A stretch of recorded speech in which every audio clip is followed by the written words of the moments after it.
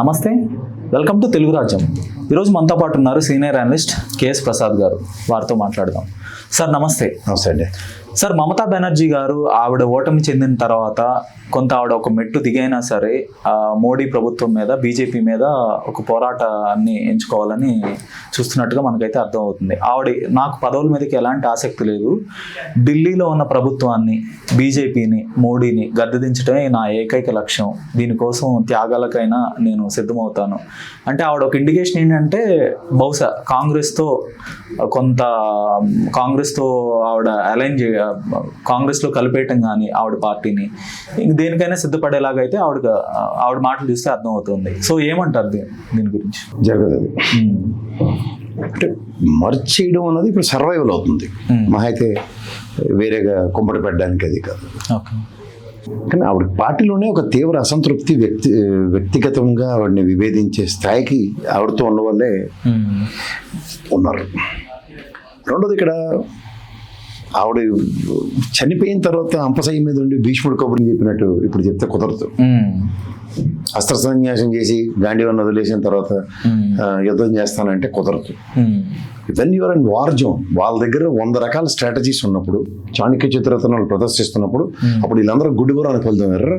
ఎవడు మట్టుగాడు ఎన్డీఏ కూటమితో వాళ్ళని ఎదుర్కోవాలి అన్న దృక్పథంతో ముందుకెళ్లే దగ్గర ఈ కేజ్రీవాల్ అటు కోర్టు, నితీష్ కుమార్ గారి కోర్టు, ఇలాంటి వాళ్ళందరినీ చూసి కూడా ఎర్రమాలోకల్లాగా మేసాలు తిప్పేసి తొళ్ళ కొట్టేసి ఇవాళ ఎక్కడ పడి ఉన్నారు, చెట్టుకోడు పుట్టకోడు పడి ఉన్నారు. ఇప్పుడు వచ్చి బేగాలు పోయి బీజేపీని తీస్తామంటే వాడికి మామూలుగానే బీజేపీ వాడికి చేతిలో పవర్ అంటే గుండు గీసేస్తున్నాడు, అందరికీ గుండు గీస్తున్నాడు.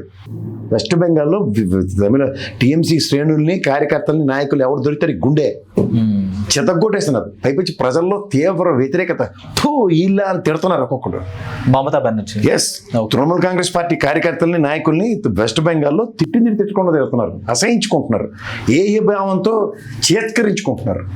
ఇవాళ వచ్చి కాంగ్రెస్తో జత కట్టేస్తామంటే కాంగ్రెస్ గురించి ఈవిడ మాట్లాడిన మాటలు, రాహుల్ గాంధీని, సోనియా గాంధీని ఈవిడ మాట్లాడిన మాటలు, మొన్న ఎలక్షన్ క్యాంపెయిన్లో రాహుల్ గాంధీ ఈవిడ గురించి మాట్లాడిన మాటలు అందరూ ఇవాళ మర్చిపోయి తూచని చిన్నపిల్లలు చూడండి, దెబ్బ తగలగానే ఉమ్ముతో ఆ దెబ్బ తగ్గిపోయింది ఆడేసుకుందాం అనుకున్నట్టు ఆ చిన్నపిల్లలు ఆటలెట్టేది. అది బ్యూటీ ఆఫ్ డెమోక్రసీలో కొన్ని పార్టీ సిద్ధాంతాలని ఏ విధంగా, ఏ ప్రాతిపదిక మీద, కళ్ళ ముందు కమ్యూనిస్ట్ పార్టీలని పార్టీ కార్యాలయాలు కూడా ఓపెన్ చేయకుండా, లోపలికి వెళ్ళనివ్వకుండా నిర్బంధించినప్పుడు అప్పుడు ఎక్కడ సచ్చారు వీళ్ళందరూ. నేను కేరళలో కాంగ్రెస్ కమ్యూనిస్ట్ పార్టీలు కావాల్సి వచ్చినప్పుడు వెస్ట్ బెంగాల్లో జరుగుతున్నప్పుడు వాళ్ళ స్టాండ్ ఏమైంది? సో ఇవన్నీ ప్రజలు గమనించకుండాను, మిగిలిన పార్టీలు గమనించకుండా ఎవరు ఉండరు. ఇవాళ ముఫ్తీ మొహమ్మద్ సయ్యద్తో ఏం జరిగిందో తెలుసుకోవడం, ఇవాళ వాళ్ళు బీజేపీతో కలిపి కోalition గవర్నమెంట్ చేసి వాళ్ళు ఇండియా కూటమిలో కూర్చుండిపోతే సో ఇవన్నీ గమనిస్తున్నారండి ప్రజలు. తర్వాత 52-54 స్థానాలతో ఓటమి చెవి చూసిన దెబ్బతిన్న పులుల్లో ఉన్న బీజేపీ వాళ్ళు ఇవాళ ఎన్సీపీ నుంచి అండ్ శివసేన పార్టీ ఉద్ధవ్ ఠాక్రే వాళ్ళు ఏం చెప్తారు తెలుసా? ఉద్ధవ్ ఠాక్రే గారు వాళ్ళ నాన్నగారు ఎవరు? బాల్ ఠాక్రే సార్ ఏం చెప్పారు అందరికి? మన ఫ్యామిలీ నుంచి ఎవడు అధికారంలో ఉండకూడదు, ప్రజలకి మన పార్టీ తరఫున ఒకరిని ముఖ్యమంత్రి చేయండి అంతే. ఆ సిద్ధాంతం ప్రకారం షిండే గారు కరెక్టే కదా, అవునా కదా?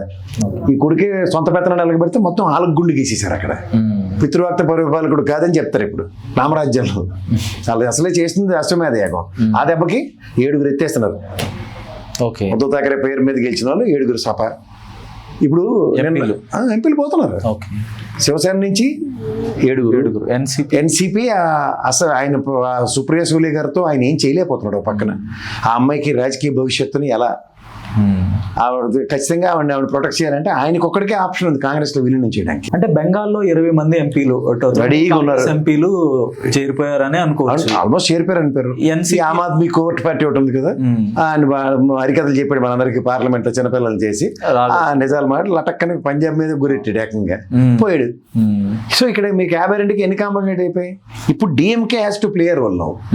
ఇప్పుడు ఇక్కడ అసలైన ట్రిక్ ఉంది. ఇప్పుడు డిఎంకేని కూడా బీజేపీ కూడా కలుపుకున్నాడు అనుకోండి. ఉదయనిధి స్టాలిన్ మాట్లాడింది ఏంటి? సనాతన ధర్మం మీద. మరి వీళ్ళు సనాతన ధర్మంకి, హిందూ సమాజానికి పెద్ద పీకుడు బ్యాచ్ కదా ఇది బీజేపీ వాళ్ళు.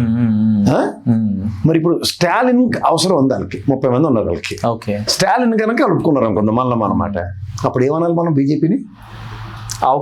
అవసరం కోసం కాంప్రమైజ్ అవుతారని అనుకోవాలి. దిగజారిపోతారు. సిద్ధాంతాలు. అవసరం కోసం దిగజారిపోవడం కాంగ్రెస్ కి బీజేపీకి అలవాటు.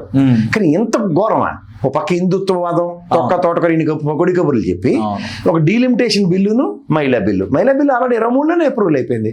24 ఎలక్షన్స్ కి మీకు పెట్టడానికి దమ్ము లేదు. ఇప్పుడు మళ్ళీ మహిళా బిల్లు అని చెప్పి వాళ్ళ చోటు కొండనాలకి మందేసి ఉండనాలకి ఎలా పీకేసారు చూసారు కదా. డీలిమిటేషన్ లోను మహిళా బిల్లు 2 పెట్టేసరికల్లా తప్పట్లు కొట్టుకుంటారు కాంగ్రెస్ వాళ్ళు, తృణమూల్ కాంగ్రెస్ వాళ్ళు అందరూ. డిఎంకే వాళ్ళు కూడా సంబరాలు చేసుకున్నారు. వీళ్ళు మహిళా వ్యతిరేకులు మెల్లిగా స్లో పాయిజన్ ఎక్కించారు. మొత్తం రాష్ట్రాలన్నీ గుండు గీసి చేతికి ఇచ్చారు 5 స్టేట్ల ఎలక్షన్లు. అంటే రేపు వర్షాకాల సమావేశాలు అయితే జరగబోతున్నాయి. ఇప్పుడు అందులో మహిళా బిల్లు తర్వాత డీలిమిటేషన్ బిల్లును పాస్ చేయించుకునే లక్ష్యంతోనే ఇప్పుడు బెంగాల్లో కానీ మహారాష్ట్రలో ఎన్సీపీ, శివసేన, ఇక మరిన్ని పార్టీలు, ఇప్పుడు డిఎంకే కూడా అంటున్నారు. సో ఈ నెంబర్ గేమ్లో మరింత దూసుకుపోవడానికి బీజేపీ ప్రయత్నం చేస్తుందా? అంటే 2/3 మెజార్టీని ఎట్లయినా సంపాదించాలి. ఆబ్వియస్లీ సార్, వాళ్ళు ఏమి లేనప్పుడే విశ్వ ప్రయత్నం చేశారు.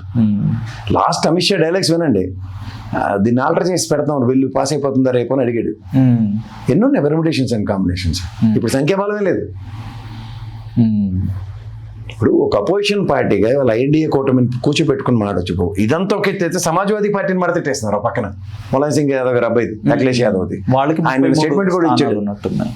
420 మందిని రెడీకి పెట్టారట, కానీ ఆయన ఒప్పుకోలేదన్న మా వాళ్ళందరితో సమావేశం అయ్యి ఎవరు వెళ్ళట్లేదని ఇలాగే చెప్తారు. కానీ మొన్న ఏం చెప్పారు, ఏ విధంగా సమర్థించారు కాంగ్రెస్ వాళ్ళు? ఏం చెప్పారు, ఆయన పేరేంటి, కర్ణాటక ముఖ్యమంత్రి సార్ సిద్ధరామయ్య గారిని దించట్లేదు. డీకే శివకుమార్ గారు ఇద్దరు స్టిఫిన్ బాగా చేస్తారు, పప్పాలు దంచేసరికల్లా తెల్లసరిక ముసలిని దించేశారు. దించి డీకే శివకుమార్. సో ఇవన్నీ ఆలకాలే సరిపోతారు అన్నప్పుడు మిగిలిన వాళ్ళు ఊరుకుంటారు. అందులో బీజేపీ వాళ్ళు ఇప్పుడు, ఒకప్పుడు అద్వానీ గారు, వాజ్పేయి గారు అనే మహానుభావుడు ఉన్నప్పుడు ఒక ఓటు అంటే ఏడీఎంకే జయలలిత సపోర్ట్ చేయకపోయినా తృణప్రాయంగా పదవులు వదులుకున్న గొప్పతనం, ధీరత్వాలు అవి. వీళ్ళ పదవి కోసం ఎవరినైనా మడతెట్టేసే నేపథ్యాలు లేదు. ఓకే, డీలిమిటేషన్ బిల్ అంటే అది సామాన్యమైన బిల్ అయితే కాదు. ఇప్పుడు దగ్గర 850 స్థానాలు పెరుగుతాయండి. పెరుగుతాయి. స్వాతంత్రం వచ్చిన తర్వాత ఈ 75 ఏళ్ళు 80 ఏళ్ల పాలనలో ఎప్పుడు జరగలేదు డీలిమిటేషన్. నెంబర్ అయితే పెరగలేదు. 2001లో 2004లో అనుకుంటాను, 2001లో 4లో వాజ్పేయి గారి గవర్నమెంట్ లోనే ఒక టెన్యూర్ లో 2001 25 ఏళ్ళకి దానికి ఇది పెట్టారు కండిషన్. 26 అవైలబిలిటీ వచ్చింది. కానీ ఇక్కడ జనగణన జరిగితే జనాభా ప్రాతిపదికన డిస్బర్స్మెంట్ జరిగింది అనుకోండి స్టేట్. ఇప్పుడు లక్షద్వీప్ దగ్గర 1,00,000 మంది ఉంటారు ఎంపీ. ఇప్పుడు మల్కాజ్గిరి తీసుకుని 40 లక్షల మంది. ఖచ్చితంగా విభజన చేయాల్సిందే. ఇప్పుడు నాకు తెలిసి 17 నియోజకవర్గాలకు సంబంధించిన ఎమ్మెల్యేలు ఉన్న దగ్గర ఒక పార్లమెంట్ సెగ్మెంట్ అంటాం. 7 అంటే 2.5 లక్షలు వేసుకుందాం. 7 × 2.5 అంటే 7 14 7 35 14 17.5 లక్షలు అంటే దగ్గర 15 నుంచి 18 లక్షల మధ్య ఉంటే ఒక పార్లమెంట్ నియోజకవర్గం. మరి శేర్లింగంపల్లి చూడిగేదిల్లో ఉన్నారు అక్కడ ప్రజలు. సో ఇక్కడ ఇలాంటి నియోజకవర్గాలను డీలిమిటేషన్ ప్రాస్పెక్ట్ లో చేయమనండి, అప్పుడు కాంట్రడిక్షన్స్ ఉండవు. ఒకసారి ఖైరతాబాద్ విభజించారు పునర్విభజన చట్టం ప్రకారం. ఎన్ని చేశారు? శేర్లింగంపల్లి, జూబ్లీ హిల్స్, కూకట్పల్లి, ఖైరతాబాద్ కింద వచ్చాయి. అవునా కదా? అలా ఏదో పనికొచ్చిన పనులు చేయండి అంటే మొత్తం దేశం అంతా సన్నబెనం చేసేస్తామంటే ఇప్పుడు మనం జిఎస్టీలు కడతాం. మనం 100 రూపాయలకి మనకి ఎంత వస్తున్నాయి? తెలుగు రాష్ట్రాలకి 40 రూపాయలు 42 రూపాయలు వస్తున్నాయి. ఉత్తరప్రదేశ్, బీహార్ ఇలాంటి 80 రూపాయలు వెళ్తాయి. ఏంది 80? ఏ కాలంలో ఉన్నారు? అప్డేట్ అవ్వండి. 914 రూపాయలు ఇస్తున్నారు 100 రూపాయలు ట్యాక్స్ కడితే. బీహార్ కి 912 రూపాయలు ఎంత ఇస్తున్నారు. మధ్యప్రదేశ్ కి 906 రూపాయలు.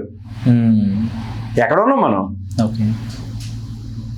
సో అంచేత ఇవన్నీ ఎలా కనబడతాయి ఏంటంటే వేద పెద్ద దేశభక్తి ఒకడికే ఉన్నట్టు వీళ్ళే మాట్లాడుతుంటే మనం 850 పార్లమెంట్ సీట్లు 33% ఆడపిల్లల కంటే ఎంత వస్తాయి? దగ్గర 250 పైన వస్తాయి. ఇంట్లో ఆడవాళ్ళు తీసుకురాక ఓకే, ఇంత ఓట్లు కట్టాలి ఆవిడికి, లేదా అమ్మకి, లేదా చెల్లెలకి ఒక టికెట్లు ఇచ్చి మనకి ఇంట్లోంచి నడిపించడం కరకలి. దేశ భవిష్యత్తుని నిర్ధారించే ఇంత ప్రతిష్టాత్మక బిల్లుని ప్రవేశపెట్టే సమయంలో ఈ రకంగా ఎంపీలను చేర్చుకోవటం, ఇది మోరల్ గా నైతికంగా ఏ విధంగా వాళ్ళు సమర్థించుకుంటారు? తర్వాత ఇది ప్రజల్లో ఒక రెవల్యూషన్ సమర్థన వల్ల కదా. ఇందులో సమర్థన ఏం లేదు సార్. గతంలో మనం వినివాళ్ళం. నాకు నిన్న మా శరత్ గురువు గారు చెప్పారు దీంట్లో ప్రీ పోల్ అలయన్స్ ఉంటుంది, పోస్ట్ పోల్ అలయన్స్లు ఉంటాయి కొన్ని. కానీ ఇక్కడ యాంటీ డిఫెక్షన్ అలయన్స్ లో అయిపోయింది. కొత్తది చూసారా మీరు? నిన్న పుల్లారావు గారు, నేను, శరత్ గారు ఉన్న ఒక డిబేట్లో, నేషనల్ డిబేట్లో మాట్లాడుతుంటే ఈ టాపిక్ ఎస్టాబ్లిష్ అయింది. నేను ఇచ్చా సార్, ఈ రెండు కాకుండా యాంటీ డిఫెక్షన్ అలయన్స్ స్టార్ట్ అయ్యి వాళ్ళు ఎలా మాట్లాడేస్తారు అంటే, ఇక్కడ చూడండి, బట్టి విక్రమార్క గారిని ఒకనే వదిలేసి సిఎల్పి విలీనం చేసేసారు. ఇక్కడ తెలుగుదేశం కూడా అప్పుడు అంతే కదా. ఇక్కడ పార్లమెంట్ సభ్యులు కాంగ్రెస్ తెలుగుదేశం తరఫున గెలిచిన వాళ్ళు, రాజ్యసభ పంపించిన వాళ్ళు సిఎల్పిని విలీనం చేశారు. ఏకంగా లెజిస్లేటివ్ పార్టీని బీజేపీలో విలీనం చేసేస్తే ఎవరైనా చేయగలుగుతారు? ఇవన్నీ ఇప్పుడు యాంటీ డిఫెక్షన్ లా ప్రదర్శిస్తారు పార్టీ అన్నప్పుడు వాళ్ళు చేస్తున్న స్ట్రాటజీలు. ఇప్పుడు మన ఇక్కడంతా పరిమళ నత్వానికి నిలబడిన పార్లమెంట్ దీన్ని ఎక్కడి నుంచి నిలబడాడు? ఛత్తీస్గఢ్ హర్యానా, ఛత్తీస్గఢ్ అనుకుంటా. 28,800 ఉన్నారండి. ఓకే, కొనిచ్చాడు. ఇంకెందుకు ఈ పార్టీలు? అంటే చట్టాలు కూడా వీటికి సంబంధించి ఒక సీరియస్ చట్టాలండి. యాంటీ డిఫెక్షన్ లా ఉంది చట్టం. ఇంకేంటి వీళ్ళు ఈ దేబ్జీలని కూర్చునే చట్టం చేసి అక్కడ మన ఉద్ధరించడానికి. మరి ఎందుకు అమలు అవ్వట్లేదు అంటారు? ఈ రకంగా 20 మంది ఎంపీలు జాయిన్ అయిపోవటం. ఇప్పుడు ప్రజలు ఎన్నుకున్నారు సార్, 5 సంవత్సరాలు. 4 ఉన్నాం సార్, 3 విలీనం అయిపోతే ఏడు చేస్తారు మీరు. ఓకే, మీరు ఒకళ్ళు ఏడు చేస్తారు. మా బట్టి అన్నది చేయగలిగాడు, ఏం చేయగలిగాడు? పోరాడాడు ఒంటరిగా కాంగ్రెస్ తరఫున, అంతే. సో వీళ్ళు చేసే పనులకి వీళ్ళే దారి చూపించారు కాంగ్రెస్ వాళ్ళే. వాళ్ళకి ఇప్పుడు పేక చుట్టుకుంది. ఓకే, సామాన్యుడు ఇద్దరిని కలిపి సామాన్యుడు ఎందులో పడి